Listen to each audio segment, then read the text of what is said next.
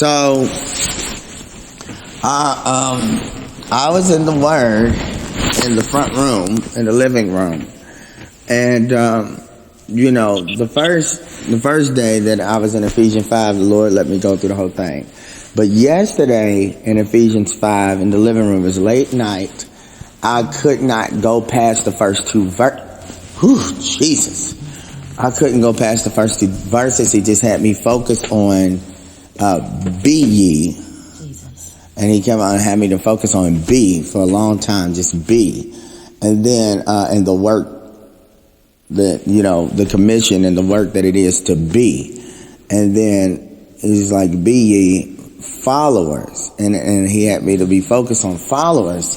And he had me to be writing so much about what he meant about followers of him. And he had me to be focused on what we were following. And he had me to be focused on that we were following a sinless life, that we were following him into a sinless life, a life without sin. And he was taking me in my mind to the scriptures that he's the firstborn of his creation and that he's the first from the dead. And he had me to be focused that he's talking about a new creation, that he is creating a new creation in our mind and in our heart, but really a new creation. He had me just be writing that to focus on following him in the regeneration, following him into sinlessness. And he had me like rewriting almost like a whole full page just off of the words, be ye followers of me. And after that, I had to go to the restroom, and I went to the restroom, and I was about to go back into the front room, and the Lord said, before you do anything, you go in there and you pray with Desiree, because we pray, we've been following the instructions, but he wanted me to do it right now, like then. And I said, yes, Lord. And so after I got done using the restroom, I almost forgot, but then it hit me as soon as I stepped out the door. I said, no, he said right now. So I went right to the bedroom and me and my carnal mind, I was like, Desiree, the Lord wants me to pray, wants us to pray right now. I guess before you get into a deep sleep. I didn't know why he was saying right now. All I know is that he said right now. And so Desiree had got up, and as we went down to pray, Elder Miller, Desiree had got up, and she was like, well, I was already in a deep sleep. So when she said that, I was like, oh, well, I guess that wasn't why. He was just saying right now. And so when she got up, we went down to pray. And when we went down to pray, it was like the minds. I know Desiree explained what she was going through. I was going through something very similar where the Lord was focusing my mind, like he was focusing my mind. I could feel him drawing my mind upward and higher and more inward. It was like an inward that my mind was going in.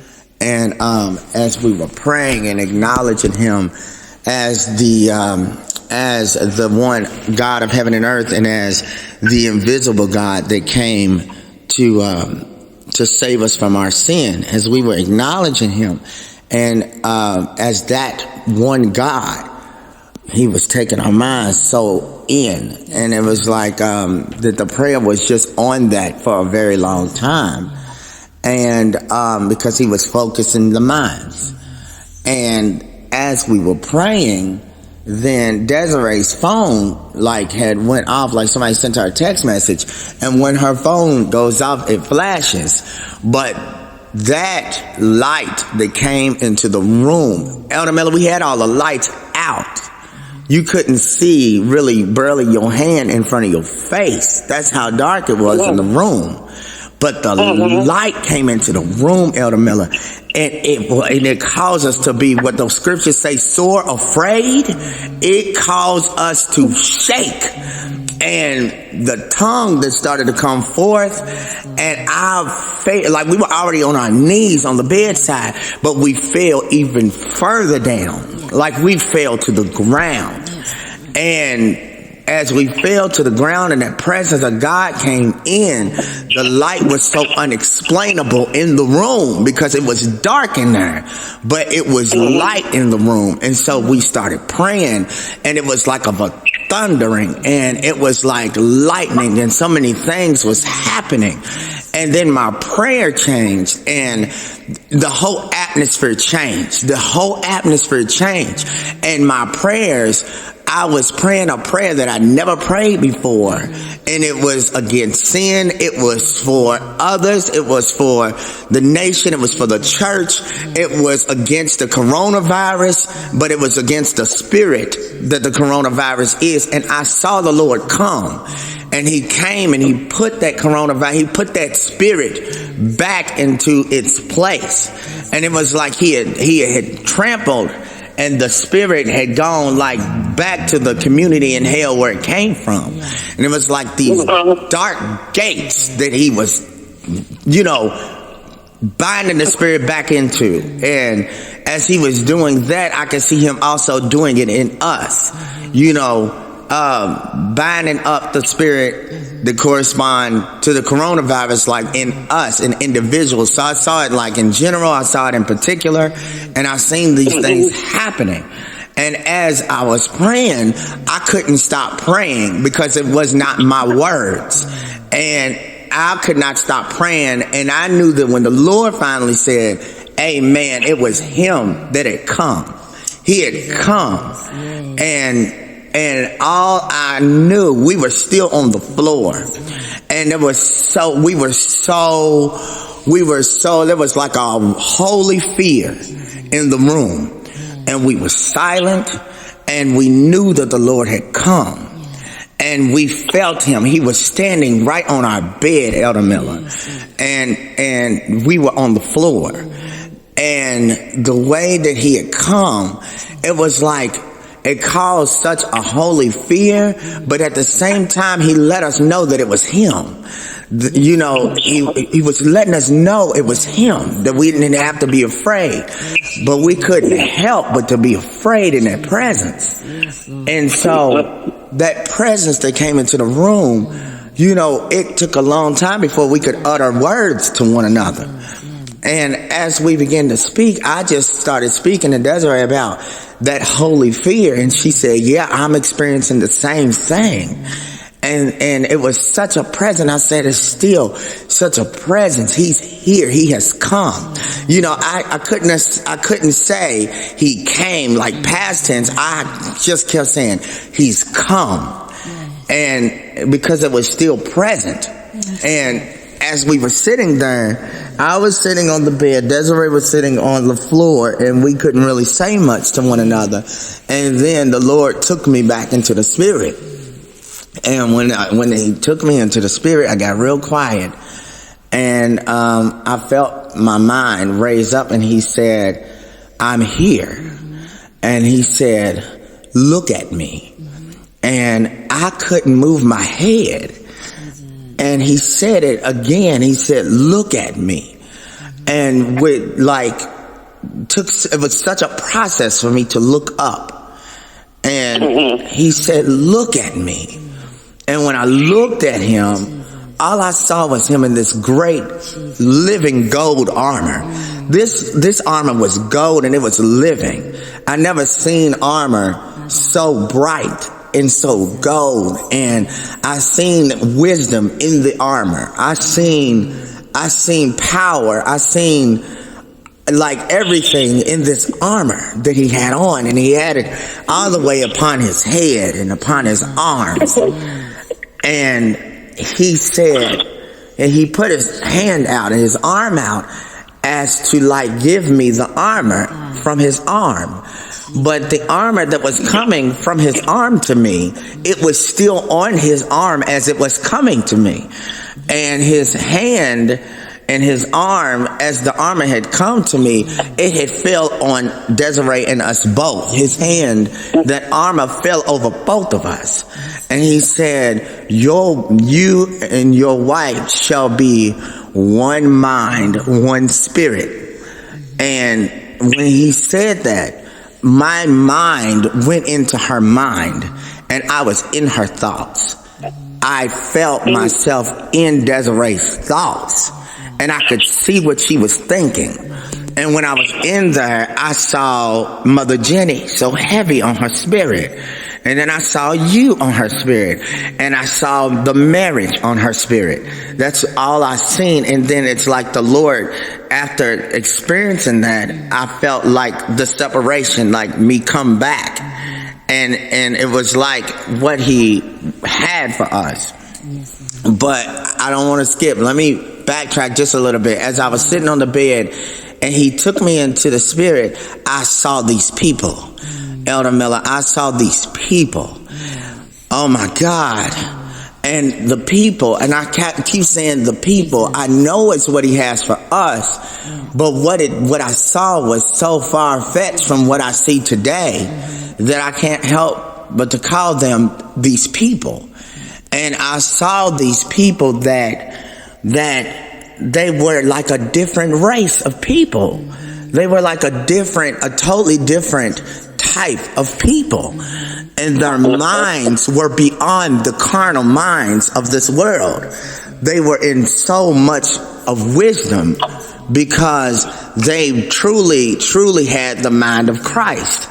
And they truly were like these people had been, he took me back to what he was saying about follow me. And it was like, and he took me back to what he was saying about him being the firstborn of his creation. And these people were the new creation. And their minds had been renewed and their hearts had been renewed. And their minds, they were in such wisdom. They were like of a new creation unto the Lord. It's like the Lord's heaven on earth. And they had such a communication with heaven because their minds were so, and it was like the Lord was taking me. I saw them.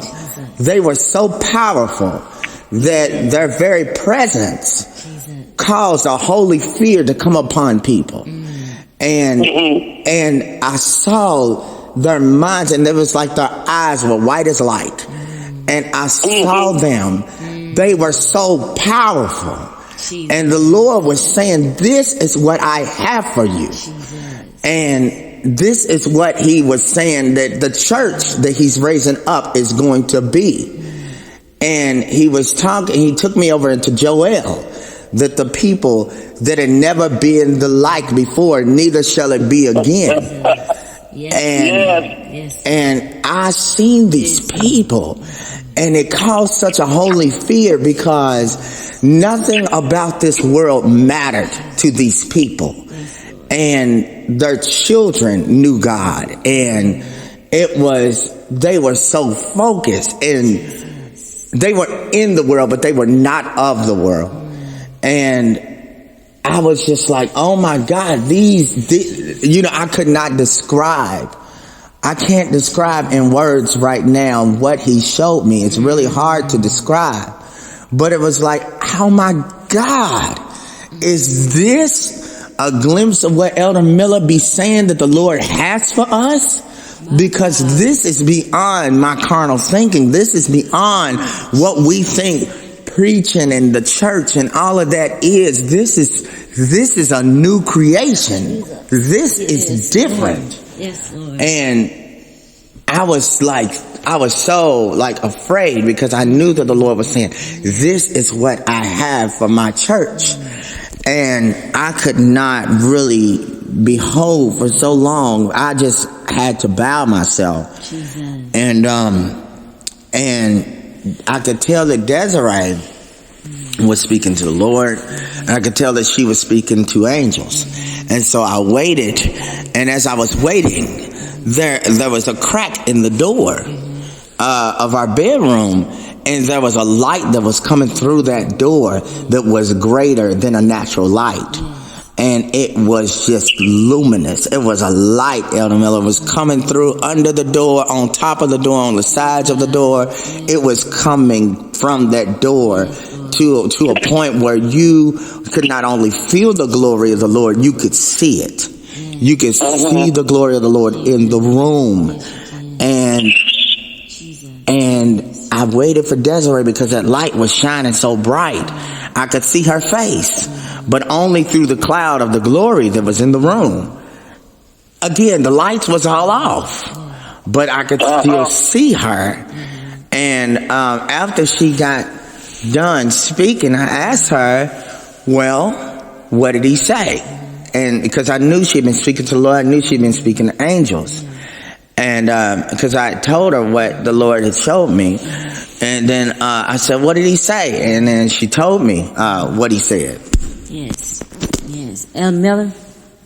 Yeah, dear. Yes. And so I let Marcus know that I had experienced some very similar things, like as he was praying as well. And so I was letting him know that during the prayer, I was really meditating and focusing my mind on praying with him and being there in the prayer with him. And we were already on our knees, but at the time, as I was kind of, just really focusing on that and focusing on the Lord, I was able to see me and Marcus. I was able to see us, and we were down on our knees, and we were praying unto the Lord.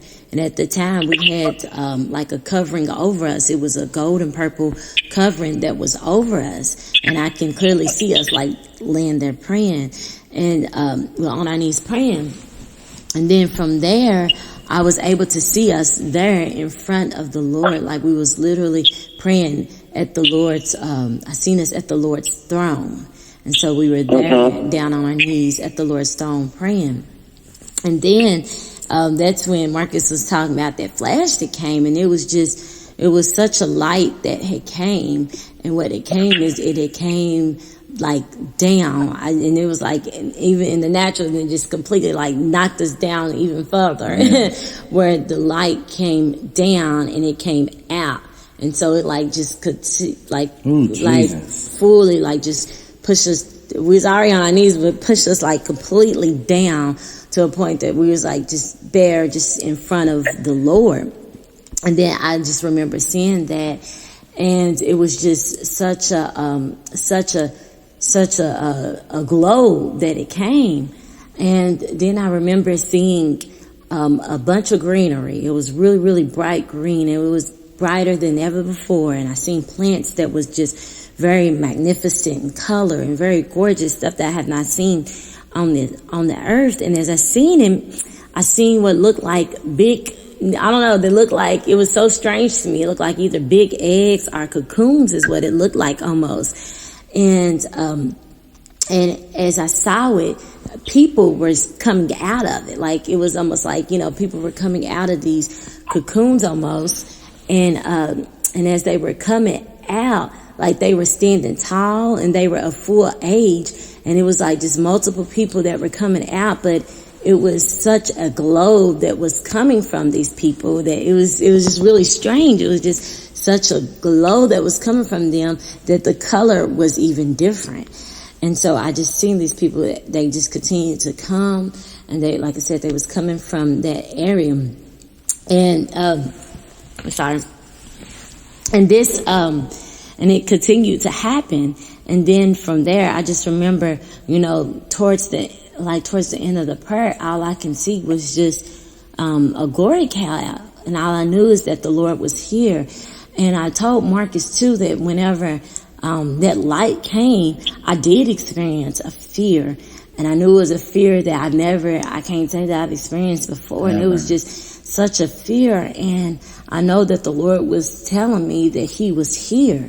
And so it was just really something that he was just, it was such a fear, but I know it was a holy fear unto the Lord, and that he was here.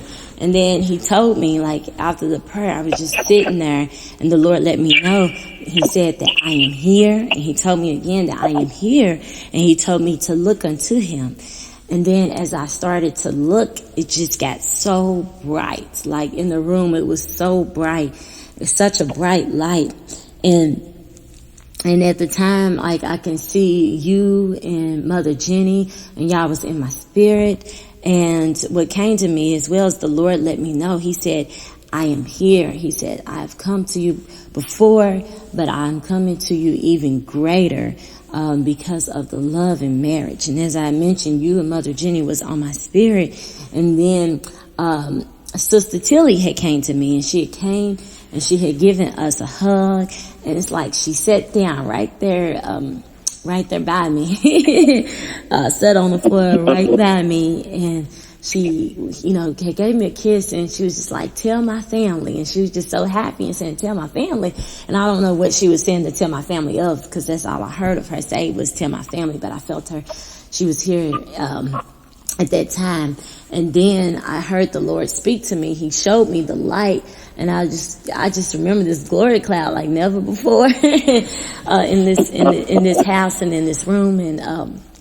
And I seen the light. I saw the crack at the door, and I saw the light, and it was just illuminating. Mm-hmm. And the Lord was just showing me, he was like, you see this light, and you see how much this light is shining just through this crack. And he said, so just imagine with the door being open fully, how much the light is and how much I come. And so it was just, a very, very powerful experience, that I seen. And then I know it took us a while to even move, to even get up or anything. Yeah.